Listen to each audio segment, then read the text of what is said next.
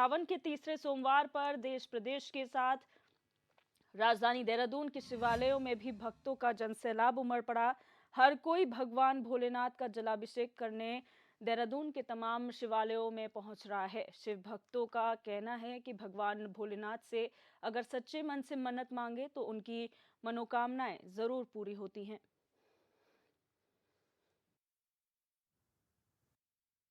आज सावन का तीसरा सोमवार है और शिवालयों में एक बार फिर से भक्तों की जो भीड़ है वो उमड़ पड़ी है।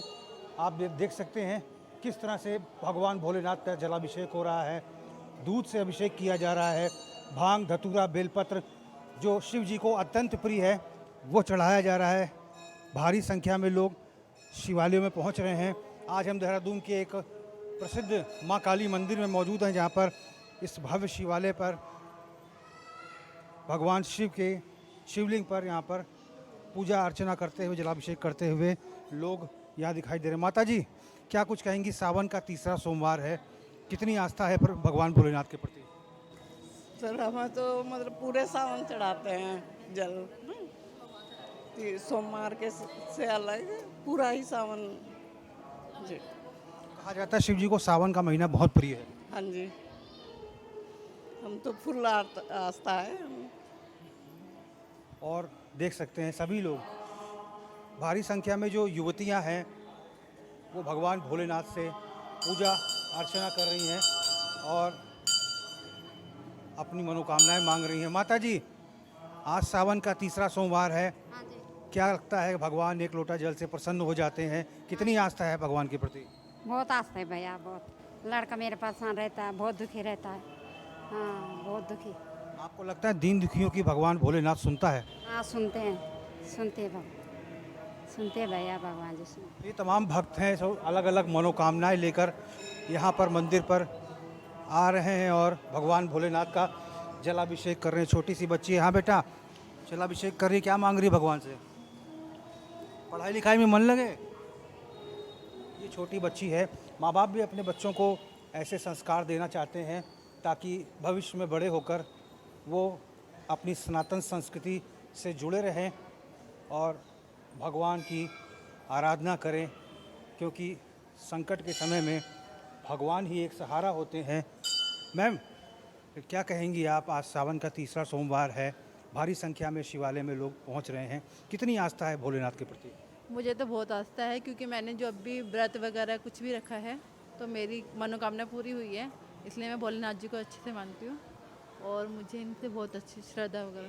कहा जाता है सावन का महीना भोलेनाथ को अत्यंत प्रिय है और सोमवार का जो तीसरा सावन है आज भी लगातार अलग अलग शिवालय में लोग पहुंच रहे हैं। बोलो, क्या बोलूँ? ये बोलने की कितनी आस्था है भगवान के प्रति? बहुत ज़्यादा विश्वास है। और आपको लगता है भोलेनाथ एक लोटा जल से प्रसन्न हो जाते हैं सच्चे मन से अगर कुछ मांगा जाए तो? हाँ जी, एक लोटा जल से। आजमाया हुआ है, मैंने करा हुआ, ये सब चीज़ मैं करती आ रही बहुत शुरू से, बहुत छोटे से करती आ रही हूँ मैं भोलेनाथ जी के। मैंने सोमवार के व्रत वगैरह सब रखे हैं, तो मेरी मनोकामना पूरी हो गई है। धन्यवाद। तो हम चलेंगे, आचार्य जी भी बैठे हैं और आचार्य जी से भी जान लेते हैं कि ये है मंदिर के मुख्य आचार्य जी। आचार्य जी प्रणाम। आचार्य जी, अब ये बताइए, थोड़ा हम लोग आज सावन की तीसरे सोमवार पर पहुंच चुके हैं, क्या महत्व है भगवान भोलेनाथ का? शिव का क्या अर्थ है? एक लोटा जल से प्रसन्न होने वाले देवता भगवान शिव, क्या कहेंगे? सत्यम शिवम सुंदरम, ये एक ही शब्द में शिव जी की जो महत्व है वो महत्व उसमें पूरा हो जाता है। सत्य ही शिव है और शिव ही सत्य है। सत्यम शिवम सुंदरम, जहाँ सत्य है वहाँ शिव है, जहाँ शिव है वहाँ सुंदर है। इसलिए सावन के महीने में विशेष करके सावन के जो पावन सोमवार है, ये विशेष अब कैलाश पर्वत से इसका संबंध है। संबंध होने से महिलाएं अथवा पुरुष जितने भक्तजन भगवान नव शंकर जी के व्रत रखते, व्रत रखने के बाद में उनकी मनोकामना पूर्ण करने के लिए भोलेनाथ इस समय आजकल बहुत प्रसन्न होते हैं, इसलिए अब तो सावन के महीने में व्रत रख लेते हैं। एक लोटा से जल से प्रसन्न हो जाते हैं और बहुत विचित्र सामग्रियां चढ़ती हैं, भांग, धतूरा, बेलपत्र, ये तमाम चीज़ें भोलेनाथ को अर्पित किए जाते हैं, इसके बारे में थोड़ा बताएं। भगवान ने कहा कि न हम बसामि वैकुंठे योगिनाम मानसे नवा मद्भक्ता यत्र गायन्ति तत्र तिष्ठामि नारद।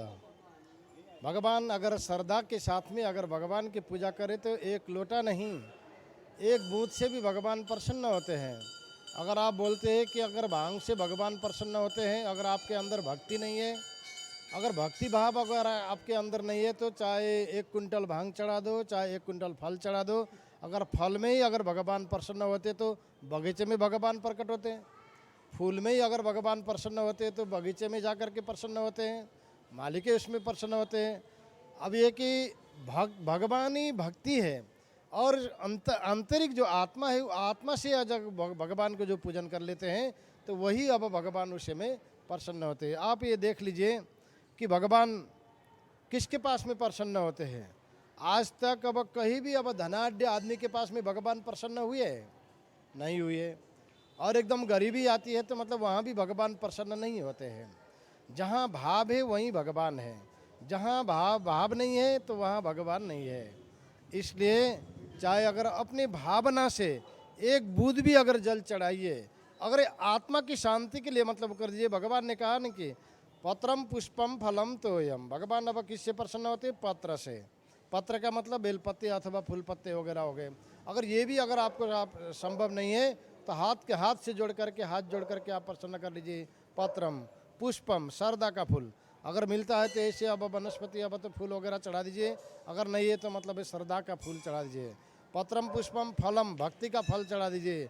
और तोयम, अगर आपको जल भी नहीं मिलता, भगवान के प्रति अगर एक श्रमदान के माध्यम से एक पसीने का बूंद भी अगर निकाल दे, अगर एक मतलब अगर बूंद भी अगर भगवान को अर्पित कर दे तो वही भगवान उसी में प्रसन्न होते हैं। बाकी तो मतलब ऐसे वो है।